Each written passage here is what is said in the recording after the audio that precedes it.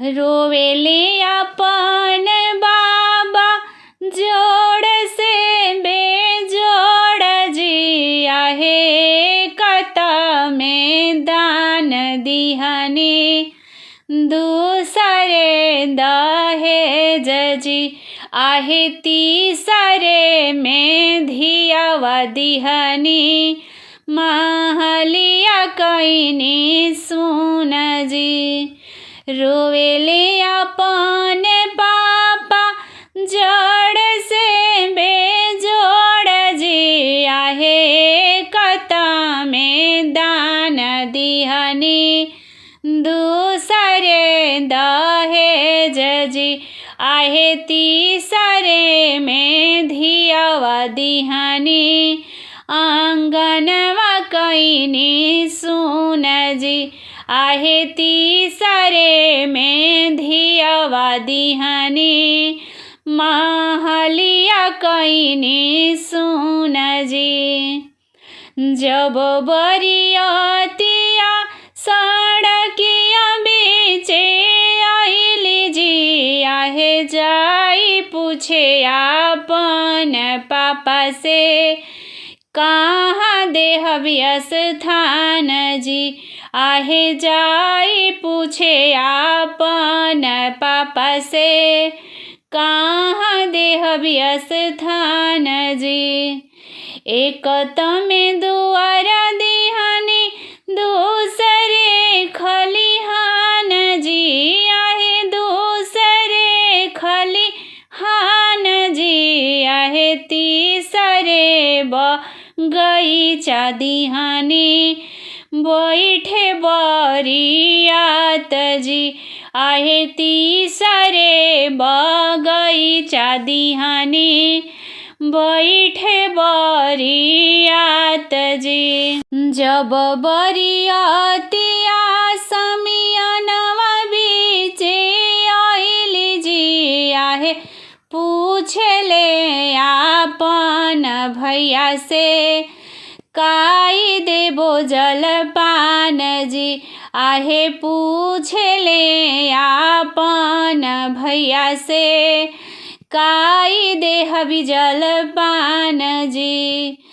एक तमें लडुआ दिहनी दूसरे रसगुल्ला जी आहे तीसरे में लौंग लाता दिहनी करी जलपान जी आहे तीसरे में लौंग लाता दिहनी करी जलपान जी। जब बरियतिया दुआरिया पर आइली जी आहे पूछे लागे आपन समधि काई देहबी दहेज जी आहे पूछे लागे आपन समधि काई देहबी दहेज जी।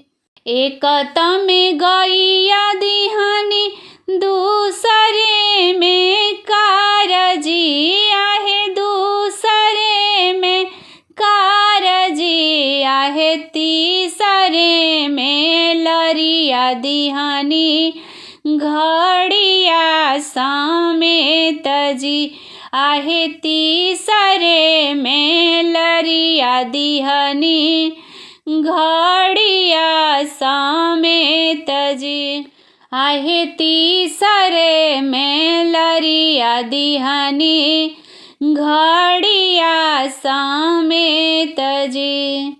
जब बरियतिया आंगनवा बीचे आइली जी आहे पूछे लागे अपनी मम्मी से काई देबो परिछाई जी आहे पूछे लगे अपनी मम्मी से काई देबो परिछाई जी।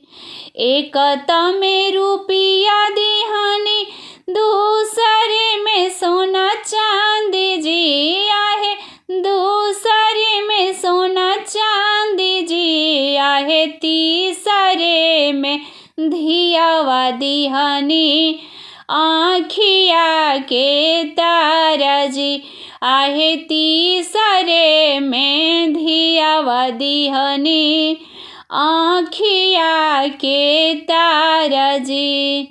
रोवे लगी मम्मी पापा जड़ से बेजोड़ जी आहे एकता में दान दिहनी दूसरे दहेज जी आहे तीसरे में बेटी दिहनी भैले अंगना सुन जी आहे तीसरे में धियावा दिहनी भैले अंगना सुन जी आहे तीसरे में धियावा दिहनी महलिया कईनी